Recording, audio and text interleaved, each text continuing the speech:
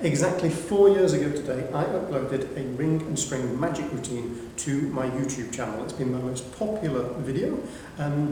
I had said that it was a tutorial, and spoiler alert if you haven't watched it already, it wasn't really a tutorial. It was a pretend tutorial, and lots of people disliked it because of that. I got half as many dislikes as I got likes, but I got lots and lots of likes, so lots of people thought it was great. Lots of people have asked me how to do it really as well, and on this 4-year anniversary, I thought I would show you how to do the actual trick. So if you haven't watched it already, go and watch that routine so you know what you can do when you learn how to do it. In the meantime, if you want to watch on, I'm going to show you how to do it with a larger rope rather than a string and a larger ring. The first thing that you need to know are some properties of rings, ropes and strings. First one is that every rope and every string have 2 ends that go wiggle, and if you put those ends that go wiggle together, you can follow that down to find the middle, as opposed to a ring that has no end and no middle. You can carry on going all the way around, you'll never find an end to it, and the only middle is this bit in the middle here, which isn't really the middle because the ring is the bit on the outside. And there is no way that you can attach or penetrate that ring onto the rope on the middle. It has to go through or threaded onto one of the ends. But once you learn this amazing secret, you can just make that ring melt through that rope, and you can see that that is locked onto the middle, and we can, if we pull that straight to the middle, give that a tug, and it comes straight off again. That's when you learn the secret to how this is done.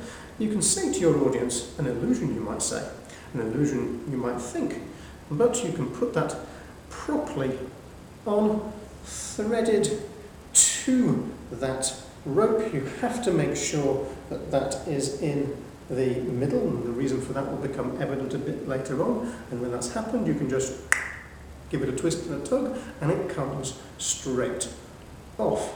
You can pass that ring out for examination, and people will be tugging at it, they'll be pulling on it, they'll try to find the hole in it, and you'll be able to take it back and say, look, there is a hole straight through there, and you might even get a giggle.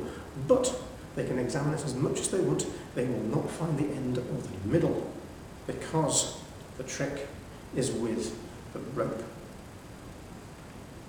And I'm going to show you how to prepare your rope. This is already prepared, we don't need that one. I'm going to show you how to prepare it using one that hasn't yet been prepared.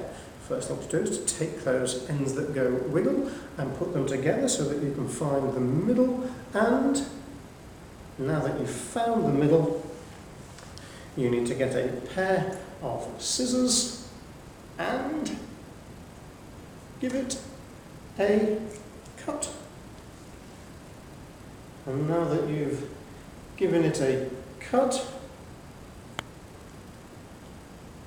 I'm not sure if it's quite in the middle, but it's close enough.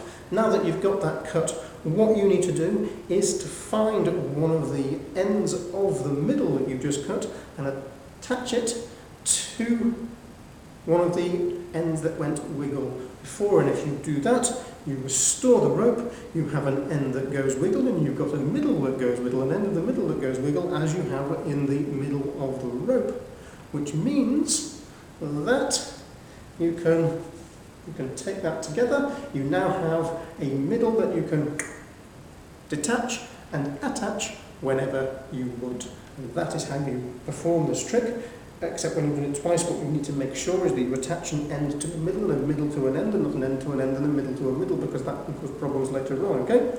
So let's see if we can do that. Let's attach it again, restore the rope, and we can make sure, because now we have a middle that we can now just take off. That means I put the middle on the ends and the ends on the middle, and just caused that to happen. Okay, I'll tell you what we can do. We can restore that just by wrapping that back on, and now it's back to normal again, okay? Back to normal. There. Okay. And now we have our prepared rope, which, as I showed you before,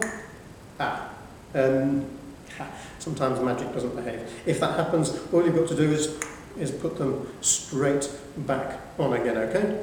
If you want to know how to do that, I'll show you again. What happened is that it just came off like so.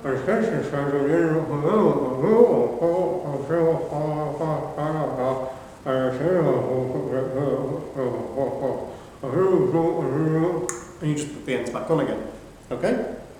Now, of course, you didn't hear a word I was saying because I had some rope, or the ends of the rope in my mouth. I'll do it one more time. Okay, so what you do is you have the ends that came off the rope, and what you end up with now is a loop or a ring of rope that has no ends or no middle except that bit that's in there like that. In fact, we can, if we can make a middle just by doing this. It's not quite a middle. If we just, there we go. Now we've got a middle. Yeah? Well, it is actually a knot.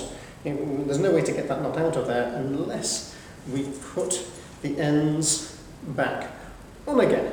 And now we've got the ends back on again, we can take the knot off. And now we have finally our prepared rope with an end and an end of a middle and the same in the middle. And because we've got an end in the middle, we can thread our ring onto it.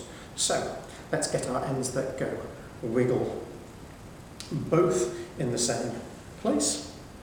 Let's get them up there together where they can go wiggle and lock them in my fingers away from the middle. And now we've got the ring. And the ring should not be able to go on there yet, away from the ends that go wiggle. And there is the ring going on to the rope. There, that's better. Okay, so now the ring can melt straight on to the rope.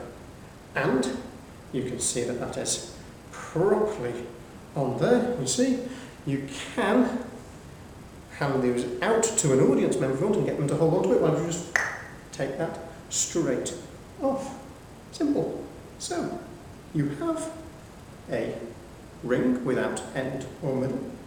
You have an end of a rope, or a middle end of a rope that goes wiggle. You have another end that goes wiggle here. And if you are really, really good, what you can do is you can find out where that middle is, and if you work out where you broke that, you can just throw that straight on. And there you have the method for my ring and string routine. Subscribe, like, or I wonder how many dislikes I'm going to get for this one.